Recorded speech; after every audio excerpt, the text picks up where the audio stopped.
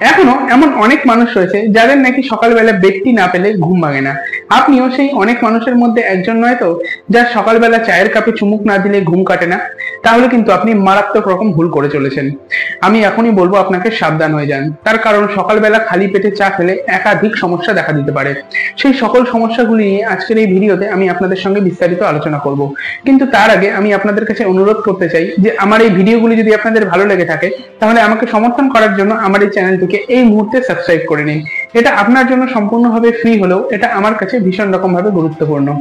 সকালবেলা ঘুম থেকে ওঠার পর খালি পেটে এমন ধরনের পানীয় পান করা উচিত যার প্রভাবে আপনার শরীর থেকে টক্সিন এবং ব্যাকটেরিয়া জাতীয় সকল কিছু নিষ্কাশিত হয়ে যাবে।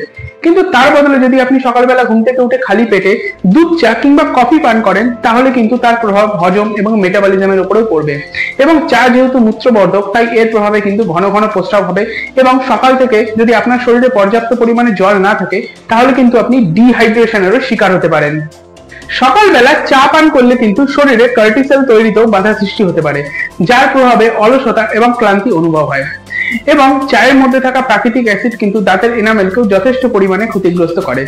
এবং এর পাশাপাশি চায়ে উপস্থিত ট্যানিন কিন্তু খাবার থেকে আয়রন এবং অন্যান্য প্রয়োজনীয় পুষ্টি শোষণেও বাধা সৃষ্টি করে থাকে। খালি পেটে দুধ চা পান করলে কিন্তু উচ্চ ল্যাকটোজের কারণে অন্ত্র প্রভাবিত হয়ে গ্যাস এবং অন্যান্য পেটের সমস্যা দেখা দিতেই পারে।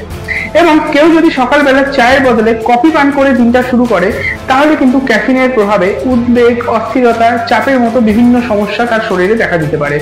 এখন তাহলে প্রশ্ন উঠবে যে দিনের কোন সময় তাহলে চা খাওয়া ভালো? সকালবেলা দাঁত মেজে হালকা কিছু খেয়ে কিন্তু দিনের যে কোনো সময় চা খাওয়া যেতে পারে। তবে আমি আপনাদেরকে বলবো যে সাধারণ দুধ চা কিংবা কফি পান না করে যদি তার বদলে আপনারা হার্বাল চা পান করতে পারেন, সেটা কিন্তু আপনাদের স্বাস্থ্যের পক্ষে বিশেষ রকম ভাবে উপযোগী হবে।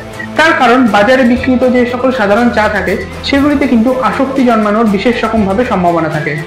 তাহলে আজকের এই ভিডিওটি কেমন লাগলো সেটা আমাকে কমেন্ট করে অবশ্যই জানাবেন। ভালো লাগলে একটি লাইক অবশ্যই করে দেবেন। এবং ভিডিওটি যদি আপনাদের উপকারী বলে মনে হয়ে থাকে, তাহলে এই ভিডিওটিকে আপনার সকল আপনজন এবং আপনার সকল পরিচিতদের মধ্যে অবশ্যই শেয়ার করে দেবেন। আমাকে সমর্থন করার জন্য যদি এখনো আপনি আমার চ্যানেলটিকে সাবস্ক্রাইব না করে থাকেন, তাহলে এই মুহূর্তে আমার এই চ্যানেলটিকে সাবস্ক্রাইব করে দেবেন। দেখা হবে অন্য একটি ভিডিওতে। ততক্ষণ সুস্থ থাকবেন, ভালো থাকবেন।